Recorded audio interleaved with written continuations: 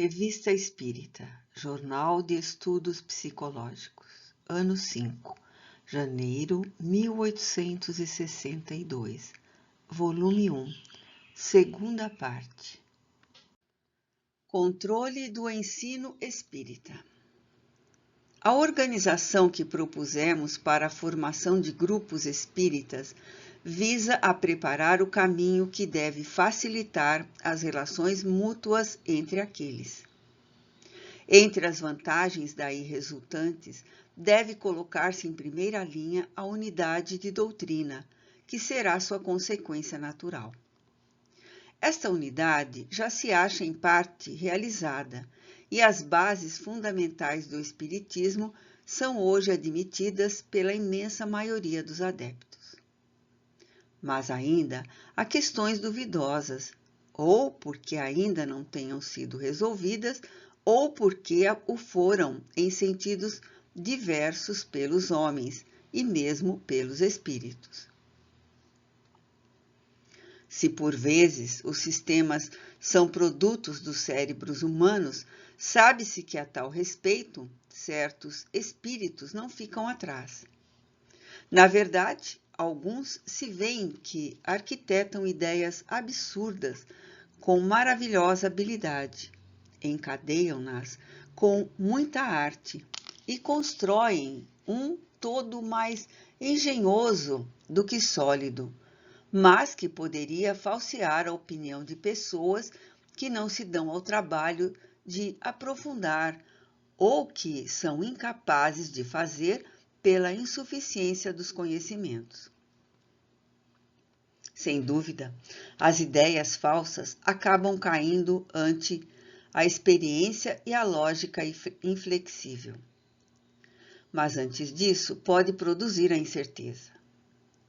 Também é sabido que, conforme sua elevação, os espíritos podem ter um modo de ver mais ou menos justo sobre determinados assuntos, que as assinaturas das comunicações nem sempre são garantia de autenticidade, e que os espíritos orgulhosos procuram por vezes pregar utopias ao abrigo de nomes respeitáveis com que se enfeitam. É, sem a menor dúvida, uma das principais dificuldades da ciência prática e contra a qual muitos se chocaram. Em caso de divergência, o melhor critério é a conformidade dos ensinos por diferentes espíritos e transmitidos por médiuns diferentes e estranhos uns aos outros. Quando o mesmo princípio for proclamado ou condenado pela maioria, é preciso nos darmos conta da evidência.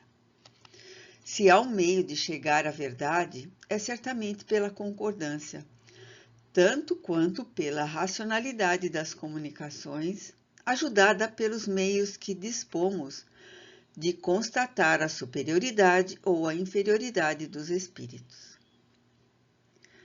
Desde que a opinião deixa de ser individual para se tornar coletiva, adquire um grau maior de autenticidade, porque não pode considerar-se como resultado de uma influência pessoal ou local. Os que ainda se acham em dúvida terão uma base para fixar as suas ideias, porque será irracional pensar que aquele que, em seu ponto de vista, está só, ou quase só, tenha razão contra todos. O que, acima de tudo, contribuiu para o critério da doutrina de O Livro dos Espíritos foi precisamente que, sendo produto de um trabalho semelhante, tem um eco em toda a parte. Como o dissemos, nem é obra de um espírito único, que poderia ser sistemático, nem de um médium único, que poderia ser enganado. É, ao contrário, um ensino coletivo, dado por uma grande diversidade de espíritos e de médiuns. E os princípios que encerra são confirmados mais ou menos por toda a parte. Dizemos mais ou menos, visto que, como acima foi explicado, há espíritos que procuram fazer prevaleçam as suas ideias pessoais. É, pois, útil submeter as ideias divergentes ao controle que propomos. Se a doutrina ou pontos doutrinários que professamos fossem reconhecidos como errados num julgamento unânime, submeter-nos-íamos sem murmuração, sentindo-nos felizes por terem outros encontrado a verdade. Se, entretanto, ao contrário, elas forem confirmadas, hão de permitir, creiamos, estar com a verdade. A Sociedade Espírita de Paris, compreendendo toda a importância de semelhante trabalho e tendo, de saída, que esclarecer-se da mesma e depois provar que, de modo algum, pretende erigir-se em árbitro absoluto das doutrinas que professa, submeterá aos diversos grupos que com elas se correspondem as questões que julgar mais úteis à propagação da verdade. Essas questões serão submetidas, conforme as circunstâncias, por correspondência particular ou por intermédio da Revista Espírita. Compreende-se que para ela, e em razão da maneira séria com que encara o Espiritismo, a autoridade das comunicações depende das condições que se realizam as reuniões, o caráter dos membros e o objetivo que se tenha em mira. Provindo de grupos formados sobre as bases indicadas em nosso artigo sobre a organização do Espiritismo, as comunicações terão tanto mais peso aos seus olhos quanto melhores forem as condições desses grupos. Submetemos aos nossos correspondentes as questões que se seguem, esperando as que nos enviarem posteriormente. Questões e problemas propostos aos vários grupos espíritas. Primeiro, formação da Terra. Há dois sistemas sobre a origem e a formação da Terra. Na opinião mais comum, e que parece geralmente adotada pela ciência, ela seria o produto da condensação gradual da matéria cósmica sobre um determinado ponto do espaço. O mesmo se teria dado com os outros planetas. Segundo o outro sistema, preconizado nos últimos tempos, conforme a revelação de um espírito, a Terra teria sido formada da incrustação de 4 satélites de um antigo planeta desaparecido. Tal junção teria sido resultante da vontade própria da alma desses planetas. Um 5º satélite, a Lua, ter-se-ia recusado, em virtude do seu livre-arbítrio, a uma tal associação. Os vazios deixados entre eles pela ausência da Lua teriam formado as cavidades que foram cheias pelos mares. Cada um desses planetas teria trazido consigo seres cataleptizados, homens, animais e plantas, que lhe eram peculiares. Saindo de sua letargia, depois de operada a junção e restabelecido o equilíbrio, esses seres teriam povoado o globo atual. Tal seria a origem das raças mães do homem da Terra: a raça negra na África, a amarela na Ásia, a vermelha na América e a branca na Europa. Qual desses dois sistemas pode ser considerado como expressão da verdade? A respeito deste assunto, bem como dos outros, solicita-se uma solução explícita e raciocinada. Nota: esta e outras questões a ela ligadas se afastam naturalmente do ponto de vista moral, que é o fim essencial do Espiritismo. Por isso, não há razão para tomar como objeto de preocupações constantes. Aliás, sabemos, quanto ao que concerne ao princípio das coisas, que nem tudo sabem os espíritos, e por isso só dizem o que sabem ou o que pensam saber. Como, porém, a gente que poderia tirar da divergência dos sistemas uma indução contra a unidade do espiritismo, principalmente porque, formulados pelos espíritos, é conveniente comparar as razões pró e contra no interesse da própria doutrina e apoiar no assentimento da maioria o julgamento que se pode fazer do valor de certas comunicações. Segundo, alma da Terra. A proposição que se segue é tirada de uma brochura intitulada Resumo da Religião Espírita. Deus criou o homem, a mulher e todos os mais belos e melhores seres. Mas concedeu a todas as almas de astros o poder de criar seres de ordem inferior, a fim de completar o seu mobiliário, já pela combinação do seu próprio fluido prolífico, conhecido em nosso globo sob o nome de aurora boreal, já pela combinação desse fluido com o de outros astros. Ora, a alma do globo terrestre, como as almas humanas, goza do livre-arbítrio, isto é, da faculdade de escolher o caminho do bem ou do mal. Então, deixou-se arrastar por este último. Daí as criações imperfeitas e más, tais como os animais ferozes e venenosos, e os vegetais que produzem venenos. Mas a humanidade fará desaparecer esses seres nocivos quando, ao se pôr em acordo com a alma da terra para marchar pelo caminho do bem, ocupar-se de maneira mais inteligente da questão do globo terrestre, sobre o qual será criado um mobiliário mais perfeito.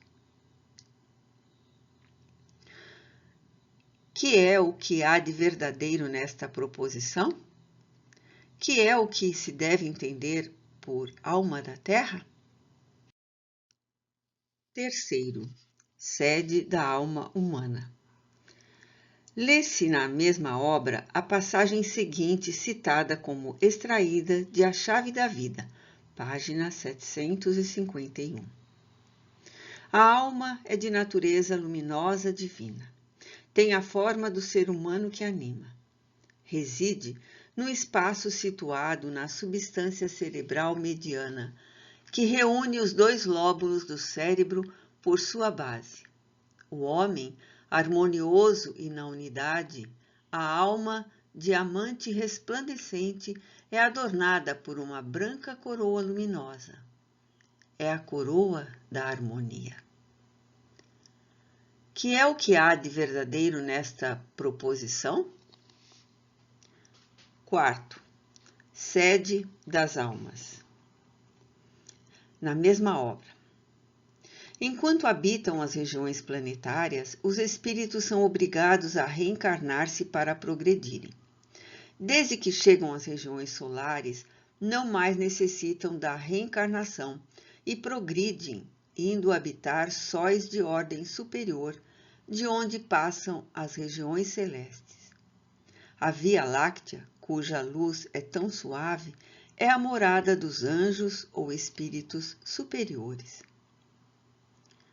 Isto é verdade? Quinto, manifestações dos espíritos. Conforme a doutrina ensinada por um espírito, nenhum espírito humano pode manifestar-se ou comunicar-se com os homens, ou servir de intermediário entre Deus e a humanidade, visto como sendo Deus Todo-Poderoso e estando em toda a parte. Não necessita de auxiliares para a execução de sua vontade, pois tudo faz por si mesmo. Em todas as comunicações ditas espíritas, só Deus se manifesta, tomando a forma nas aparições e a linguagem nas comunicações escritas dos espíritos evocados e aos quais julgamos falar. Em consequência, desde que a criatura está morta, não pode haver mais relações entre ela e os que deixou na terra, antes que, por uma série de reencarnações sucessivas, durante as quais progridem, tenham atingido o mesmo grau de adiantamento no mundo dos espíritos. Só Deus, podendo manifestar-se, resulta que as comunicações grosseiras, triviais, blasfemas e mentirosas são igualmente dadas por Ele, mas como prova, do mesmo modo que as das boas, a fim de instruir. Naturalmente, o espírito que ditou essa comunicação se diz Deus, e nesse pressuposto formulou uma extensa doutrina filosófica, social e religiosa. Que pensar de tal sistema, de suas consequências e da natureza do espírito que o ensina? Sexto, anjos rebeldes, anjos decaídos, paraíso perdido. Que pensar da teoria a respeito disto no artigo acima escrito pelo senhor Allan Kardec? Do sobrenatural, pelo senhor Guizot. Segundo artigo, vídeo número de dezembro de 1861. Em nosso último número, publicamos o eloquente e notável capítulo do senhor Guizot a propósito do sobrenatural, a respeito do qual nos propunhamos fazer algumas observações críticas que em nada diminuem a nossa admiração pelo ilustre escritor. O senhor Guizot acredita no sobrenatural. Sobre este, como sobre outros pontos de vista, importa-nos entendamos quanto às palavras. Em sua acepção própria, sobrenatural significa o que está acima da natureza, fora das leis da natureza. O sobrenatural propriamente dito não estaria submetido às leis. É uma exceção, uma derrogação das leis que regem a criação. Numa palavra, é sinônimo de milagre.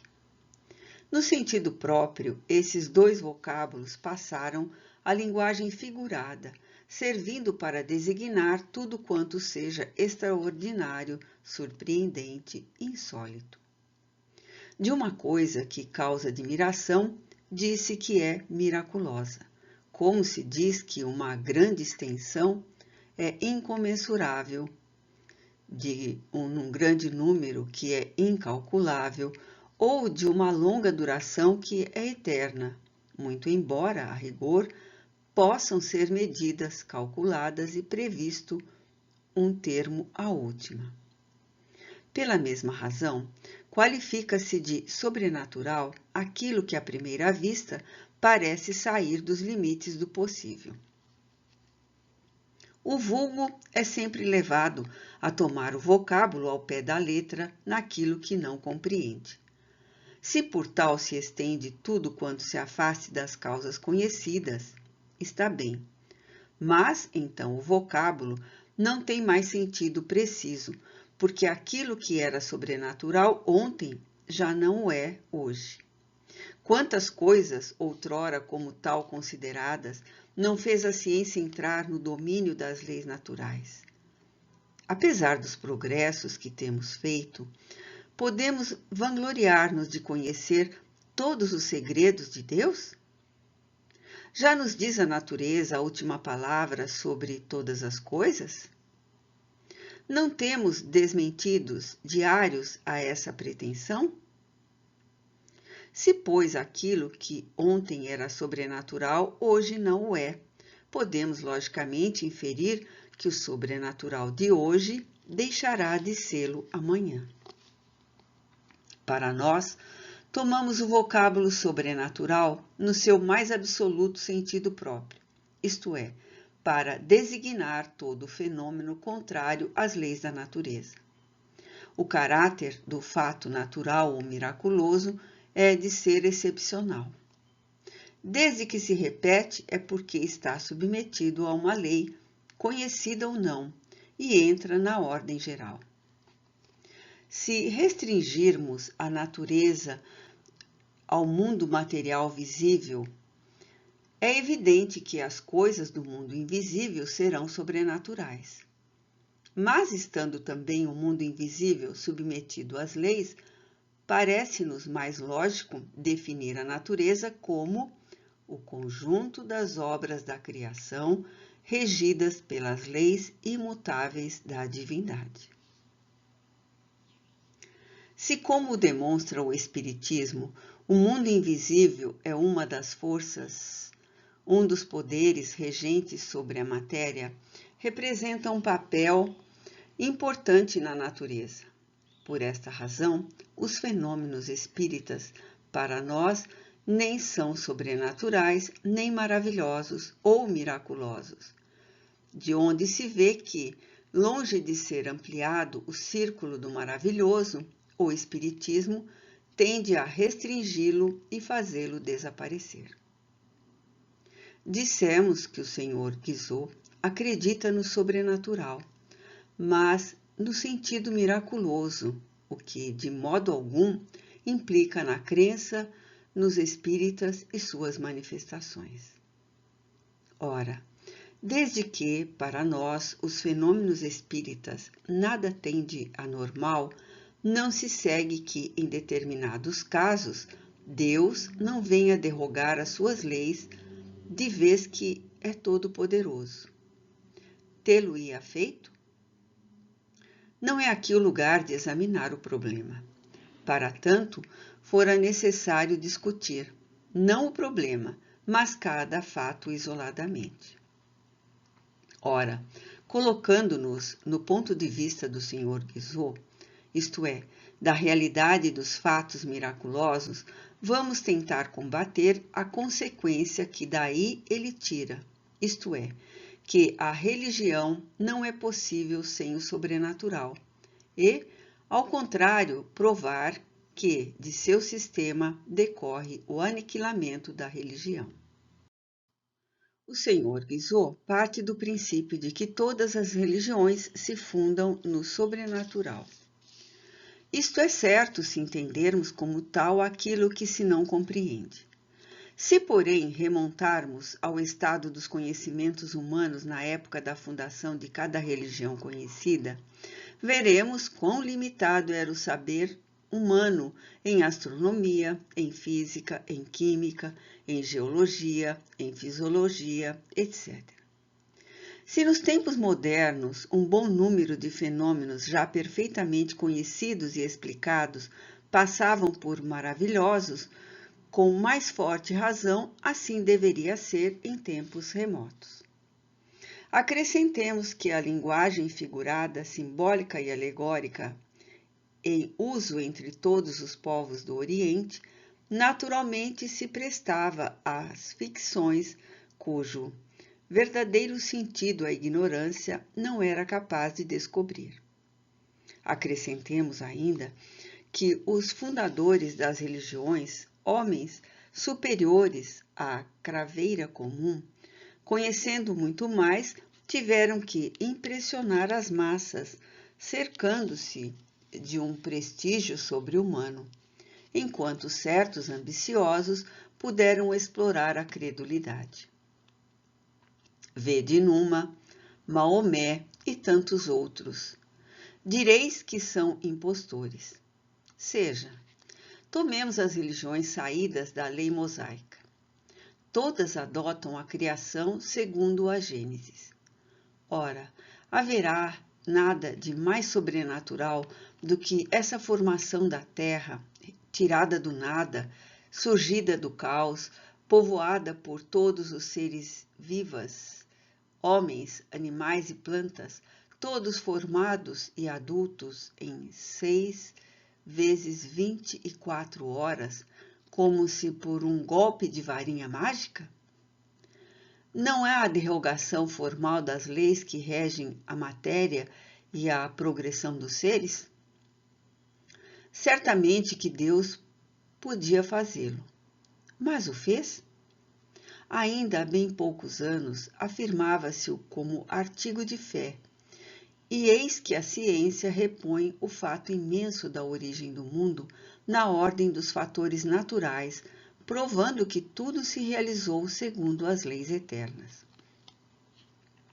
A religião sofreu por não ter mais como base um fato maravilhoso por excelência? Incontestavelmente, muito teria sofrido no seu crédito se tivesse obstinado em negar a evidência, ao passo que ganhou, entrando no direito comum. Um fato muito menos importante, apesar das perseguições a que deu origem, é o de Josué parando o sol para prolongar o dia de 2 horas. Não importa se foi o sol ou a terra que parou. O fato não deixa de ser sobrenatural. É uma derrogação de uma lei capital, a da força que arrasta os mundos. Pensaram em sair da dificuldade reconhecendo que é a Terra que gira, mas não haviam levado em conta a maçã de Newton, a mecânica celeste de Laplace e a lei da gravitação. Se o movimento da Terra for suspenso, não para por 2 horas, mas por alguns minutos cessará a força centrífuga e a Terra precipitar-se-á sobre o Sol.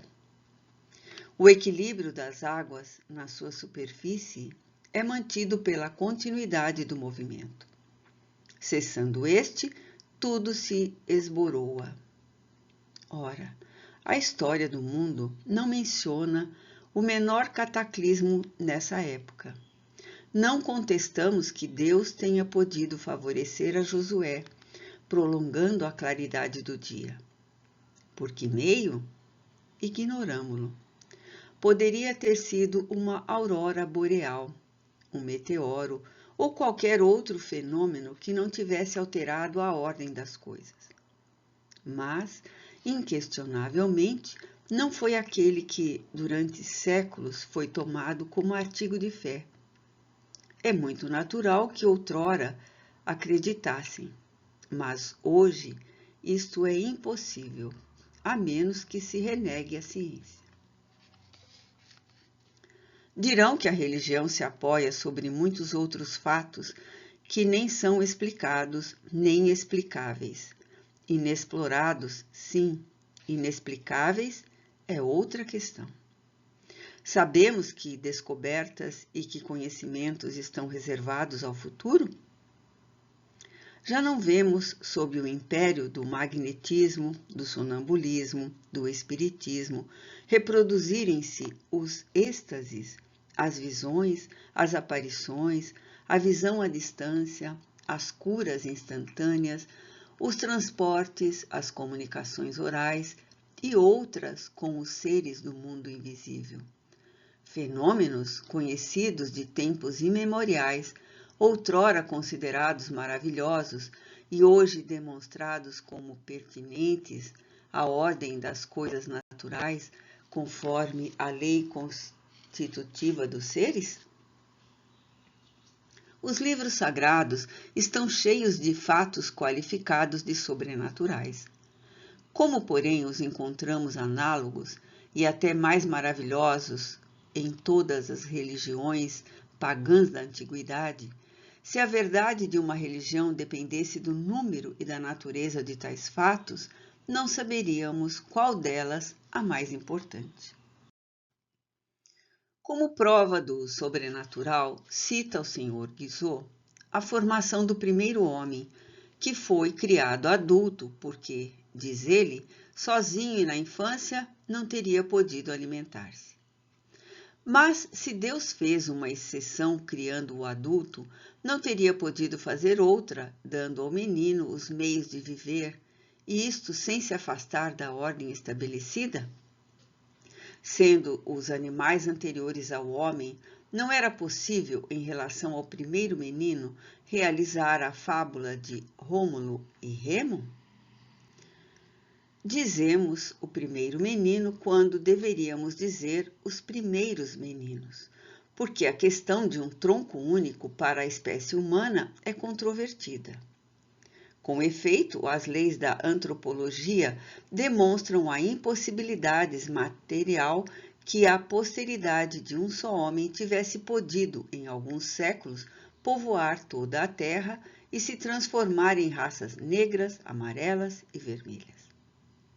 Porque está bem demonstrado que essas diferenças são devidas à constituição orgânica e não ao clima. O Sr. Guizot sustenta uma tese perigosa ao afirmar que nenhuma religião é possível sem o sobrenatural. Se ele assenta as verdades do cristianismo sobre a base única do maravilhoso, dá-lhe um apoio frágil, cujas pedras se desagregam a cada dia. Damos-lhes uma base mais sólida, as leis imutáveis de Deus. Esta base desafia o tempo e a ciência, porque os tempos e a ciência virão sancioná-la. A tese do Sr. Guizot conduz, pois, à conclusão que, num tempo dado, não haverá mais religião possível, nem mesmo a cristã, se demonstrar que é natural aquilo que é tomado como sobrenatural. Foi isto que quis ele provar? Não. Mas é a consequência do seu argumento e para ela marchamos a passos largos. Porque, por mais que se faça, por mais que se amontoem raciocínios, não se chegará a manter a crença que um fato é sobrenatural quando ficou provado que não o é. A tal respeito, somos muito menos cépticos que o Sr. Guizot e dizemos que Deus não é menos digno de nossa admiração, do nosso reconhecimento e do nosso respeito por não haver derrogado as suas leis, grandes principalmente por sua imutabilidade, e que não há necessidade do sobrenatural para lhe render o culto que lhe é devido e, consequentemente, por ter uma religião que encontrará tanto menos incrédulos quanto mais é, em todos os pontos, sancionada pela razão. Em nossa opinião, nada tem o cristianismo a perder com esta sanção, mas apenas a lucrar. Se algo o prejudicou, na opinião de muitos, foi precisamente o abuso do maravilhoso e do sobrenatural. Faça-se ver aos homens a grandeza e o poder de Deus em todas as suas obras. Mostre-se a sabedoria e a admirável previdência, desde a germinação da plantinha até o mecanismo do universo. As maravilhas serão abundantes. Substitua-se em seu espírito a ideia de um Deus ciumento, colérico, vingativo e implacável, pela de um Deus soberanamente justo, bom e misericordioso, que não condena suplícios eternos e sem esperança por faltas temporárias, que desde a infância seja alimentado por essas ideias que crescerão com a razão e os tormentos em crentes mais firmes e mais sinceros do que se forem embalados por alegorias que são impostas ao pé da letra e que, mais tarde, repelidas, conduzi-lo-ão à dúvida completa e à negação total. Se quiserdes manter a religião pela via única do prestígio do maravilhoso, só haverá um meio: manter os homens na ignorância. Vede se tal é impossível. A força de mostrar a ação de Deus só nos prodígios, nas exceções, a gente deixa de a mostrar nas maravilhas que calcamos aos nossos pés. Certamente objetarão com o nascimento do Cristo, que não poderia ser explicado pelas leis naturais e que é uma das provas mais brilhantes de seu caráter divino. Não é aqui o lugar de examinar este assunto. Entretanto, ainda uma vez, não contestamos a Deus o poder de derrogar as suas leis. O que contestamos é a necessidade absoluta de tal derrogação para o estabelecimento de uma religião qualquer. Dirão que o magnetismo e o espiritismo, reproduzindo os fenômenos tidos por miraculosos, são contrários à religião atual, porque tendem a tirar desses fatos o seu caráter sobrenatural. Mas que fazer se os fatos são verdadeiros? Não os impedirão desde que não constituem privilégio de um homem, mas se representem no mundo inteiro. Outro tanto, poder-se-ia dizer da física, da química, da astronomia, da geologia, da meteorologia, de todas as ciências, enfim. A tal respeito, diremos que o ceticismo de muita gente não tem outra fonte senão a impossibilidade, para eles, de tais fatos excepcionais.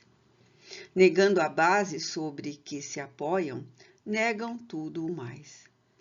Provê-se-lhes a possibilidade e a realidade de tais fatos, reproduzam-nos aos seus olhos e serão forçados a acreditar. Mas isto é tirar ao Cristo o seu caráter divino. Então preferem não crer em nada a crer em alguma coisa? Haverá apenas este meio de provar a divina missão do Cristo? Seu caráter não se destaca 100 vezes melhor da sublimidade de sua doutrina e do exemplo dado de suas virtudes? Se não veem esse caráter, senão nos atos materiais que praticou, outros não os fizeram semelhantes, para não falar senão de seu contemporâneo Apolônio de Tiana. Por que então o Cristo o superou? É porque fez um milagre muito maior do que mudar a água em vinho, alimentar 4.000 homens com 5 pães, curar epiléticos, dar vista aos cegos e fazer andarem os paralíticos. Esse milagre é o de ter mudado a face do mundo. É a revolução feita pela simples palavra de um homem saído de um estábulo durante 3 anos de pregações, sem nada haver escrito, ajudado apenas por alguns obscuros pescadores ignorantes. Eis o verdadeiro prodígio, no qual só os cegos não veem a mão de Deus. Penetrai os homens desta verdade. Eis a melhor maneira de se converter em sólidos crentes. Poesias de além-túmulo. Queríamos versos de Béranger. Sociedade Espírita do México, 20 de abril de 1859. Desde que deixei nossa bela pátria, vi muitas terras. Escuto chamar-me. Cada um me diz: venha, venha por favor, nós queremos versos de Béranger. Deixai, porém, repousar esta musa risonha.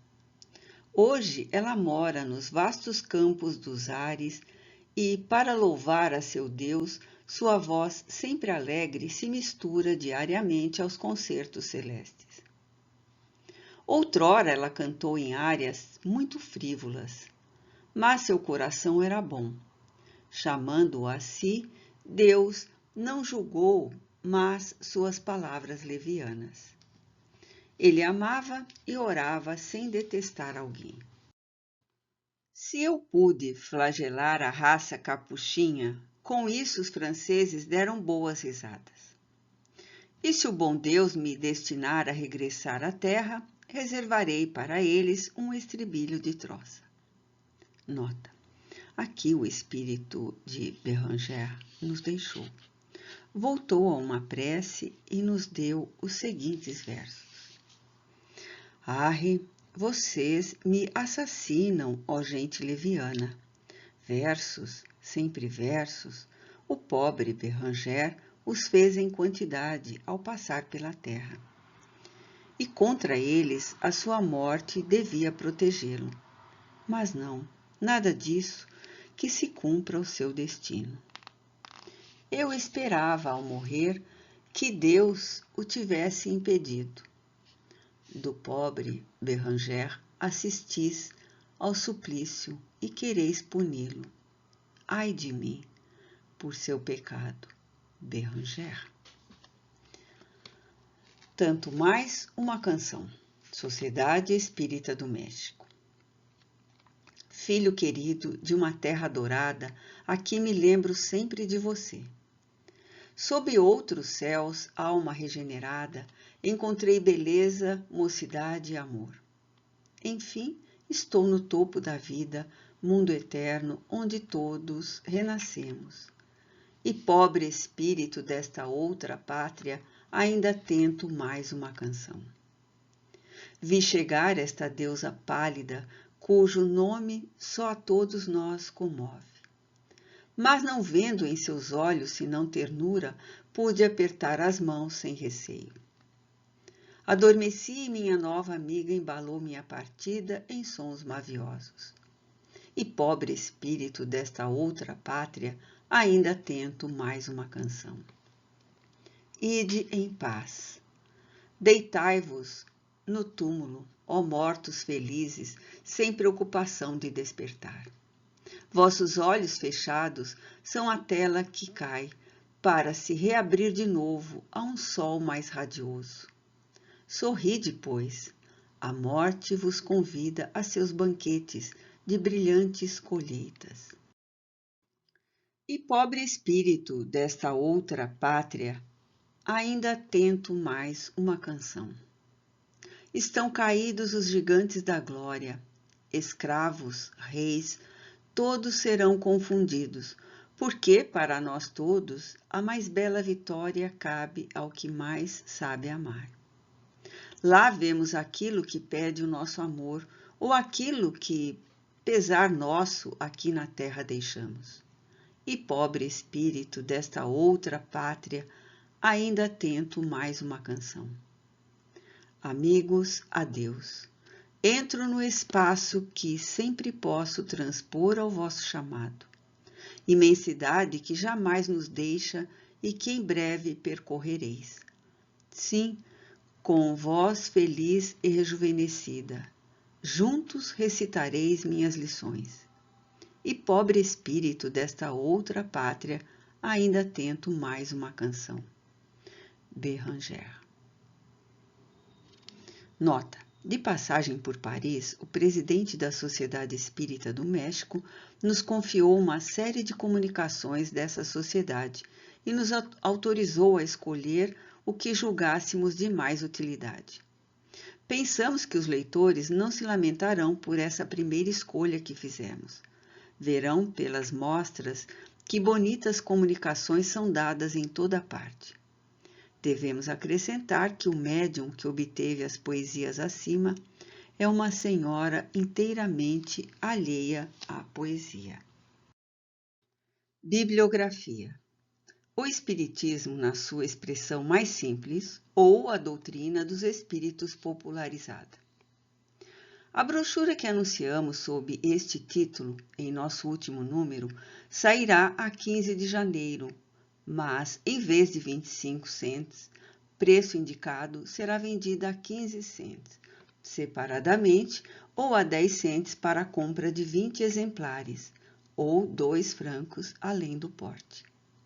O objetivo desta publicação é dar, num quadro muito sucinto, o histórico do Espiritismo e uma ideia suficiente da doutrina dos espíritos para que se lhe possa compreender o objetivo moral e filosófico. Pela clareza e pela simplicidade do estilo, procuramos pô-la ao alcance de todas as inteligências. Contamos com o zelo de todos os verdadeiros espíritos para ajudar a sua propagação. Revelações de Além-Túmulo, pela senhora H. Dozon, médium. Evocador Sr. H. Dozon, ex-oficial dos Lanceiros da Guarda, cavaleiro da região de honra. Um volume grande em 18, 2 francos, 25 cents. Livraria Le Doyen, 31. Galeria d'Orléans, Palais Royal. A obra é uma coleção de comunicações obtidas pela senhora Dozon, médium, membro da Sociedade Espírita de Paris, durante e após grave e dolorosa enfermidade que, como ela mesma diz, teria abatido sua coragem, não fossem a sua fé no Espiritismo e a evidente assistência dos amigos e guias espirituais que a sustentaram nos momentos mais difíceis. Assim, a maioria das comunicações são marcadas pelo cunho das circunstâncias em que foram dadas. Seu objetivo evidente era levantar o moral abatido, o que foi alcançado plenamente. Seu caráter é essencialmente religioso. Respiram a mais pura moral, a mais suave e consoladora. Algumas são de notável elevação de ideais. É de lamentar-se apenas a rapidez com que o volume foi impresso, o que não permitiu fazer todas as desejáveis correções materiais. Se a Biblioteca do Mundo Invisível, que anunciamos, estivesse em vias de publicação, esta obra teria podido aí encontrar uma honrosa posição. Testamento em favor do Espiritismo. Ao Sr. Allan Kardec, presidente da Sociedade Espírita de Paris. Meu caro senhor e muito honrado chefe espírita. Junto a esta, o meu testamento, hológrafo em envelope lacrado em cera verde, com menção sobre esse envelope lacrado do que deverá ser feito após a minha morte. Desde o momento em que conheci e compreendi o Espiritismo, seu objetivo, sua finalidade última, tive a ideia e tomei a resolução de fazer o meu testamento.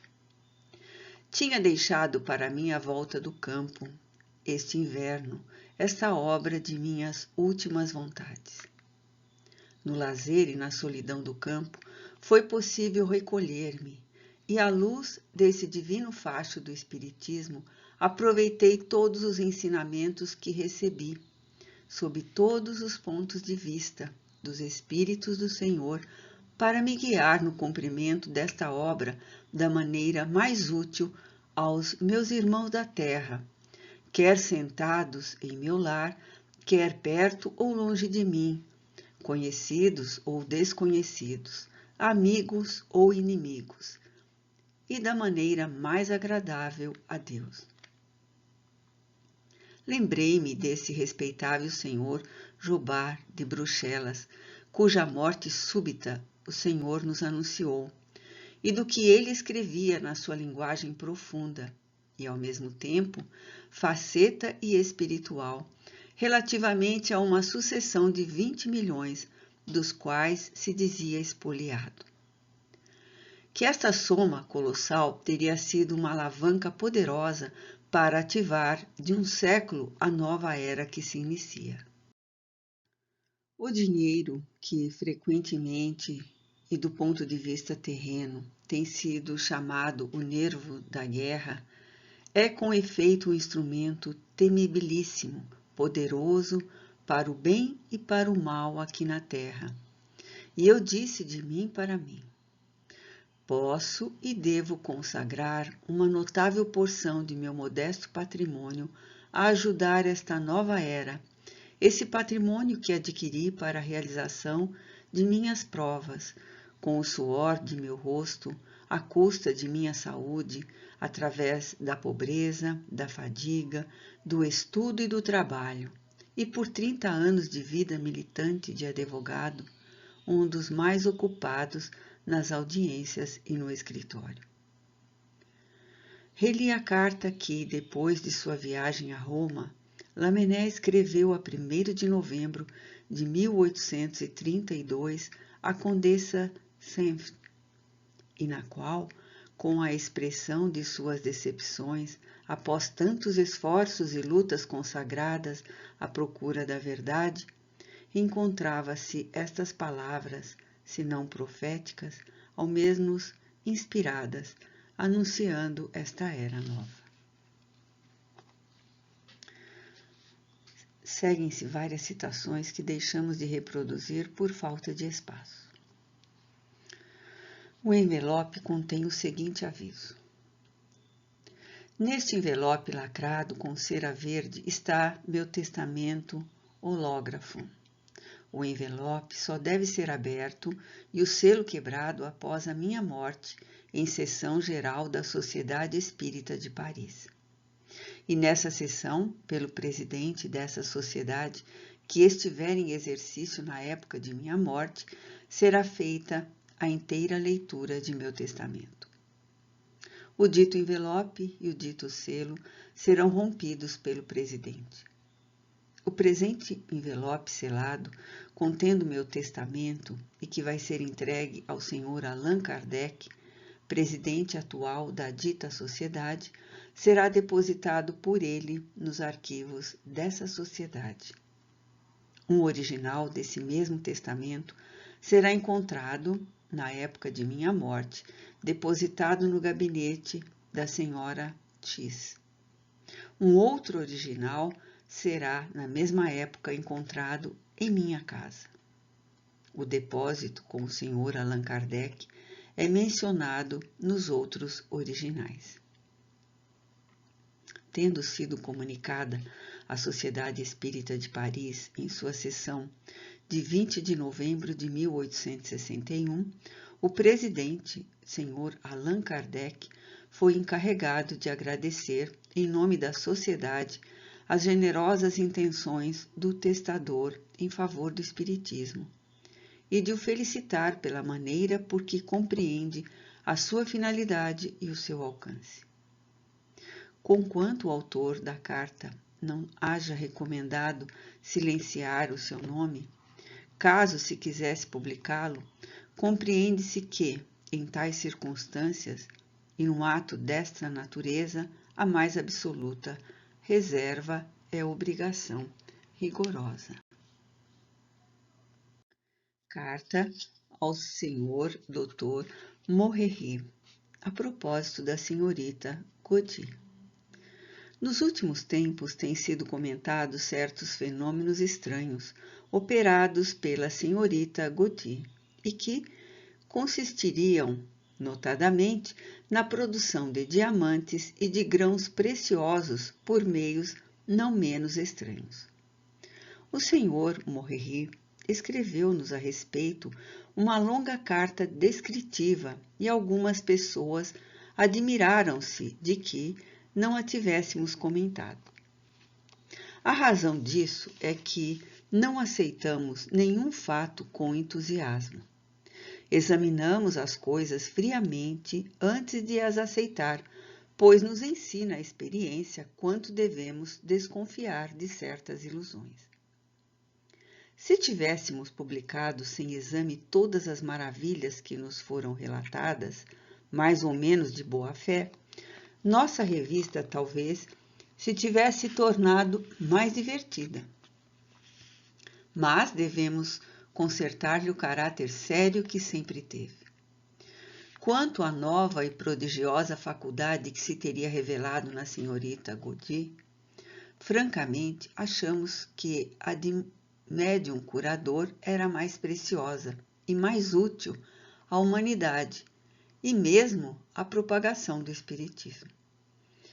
Contudo, nada negamos.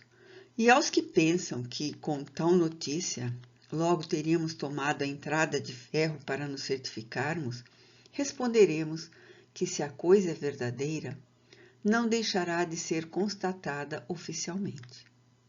Então será o momento de falar, e não teremos nenhuma reserva em ser o primeiro a proclamar. Eis um resumo da resposta que demos ao Sr. Morreri. É certo que não publiquei todos os relatórios que me enviastes sobre as curas operadas pela senhorita Godin, mas disse o bastante para chamar a atenção para ela. Falar constantemente do caso fora dar a impressão de estar ao serviço de interesses particulares. Aconselhava a prudência esperar que o futuro confirmasse o passado. Quanto aos fenômenos que relatais na última carta, são tão estranhos que não me aventurei a publicá-los, senão quando tiver a sua confirmação de maneira irrecusável.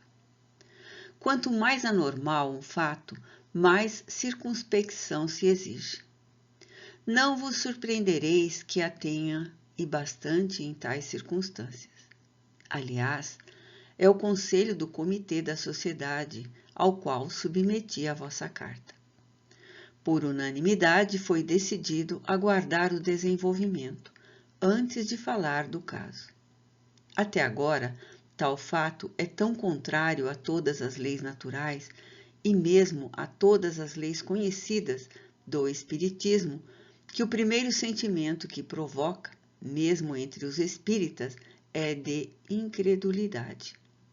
Falar dele antecipadamente e antes de poder apoiar-se em provas autênticas seria excitar inutilmente a veia dos trocistas. Nota: adiamos para o próximo número a publicação de diversas evocações e dissertações espíritas de súbito interesse. Allan Kardec.